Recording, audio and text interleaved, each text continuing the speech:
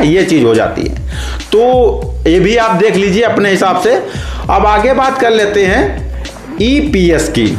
EPS यानी कि पर शेयर कितना कमाकर कंपनी दे रही है, एक शेयर पर कितना पैसा कमा करके दे रही है, और ऊपर जो है रिटर्न कमा करके शेयर होल्डर्स को कितना दे रही है। यानी आरओई का मतलब होता है रिटर्न जो है कितना कमा करके शेयर होल्डर्स को दे रही है। तो रिटर्न कमा करके दे रही है 8.29, और जो ईपीएस है यानी पर शेयर अर्निंग जो दे रही है वो दे रही है 51.13। ये जितना ही ज़्यादा हो उतना बढ़िया है। तो यहाँ पर 51 पॉइंट यानी अगर आप शेयर 1161 रुपये का खरीदोगी तो वहाँ पर आपको 51.13 रुपये कंपनी कमा करके आपको दे देगी। अब यहाँ बात कर रहे हैं डिविडेंड यील्ड की।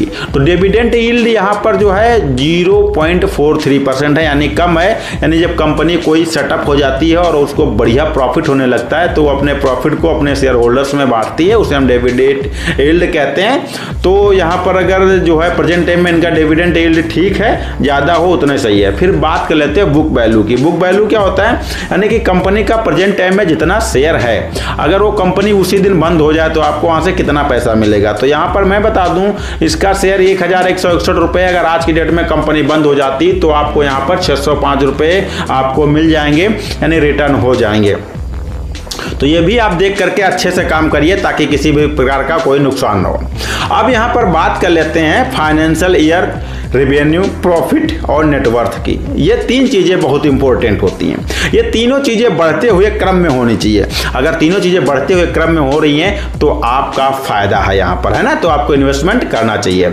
तो यहाँ पर 2020 की बात करें रेवेन्यू की, तो यहाँ पर 2020 में इनका 6,10,699 था, और 2021 में इनका 4,83,251 करोड़ था। 1 करोड़ में समझिएगा।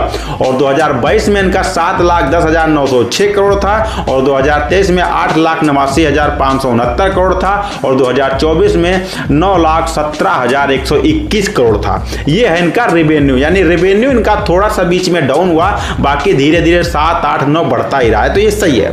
प्रॉफिट की बात करते हैं तो प्रॉफिट इनका 39,880 करोड़, फिर 53,739 करोड़, फिर 66,144 करोड़, फिर 73,670 करोड़ और 79,020 रुपये इन्होंने जो है 79,020 रुपये, यानी इनका जो प्रेजेंट टाइम में प्रॉफिट है वो भी बढ़ते हुए क्रम में ही दिखा रहा है ना। अब बात कर लेते हैं नेटवर्थ की।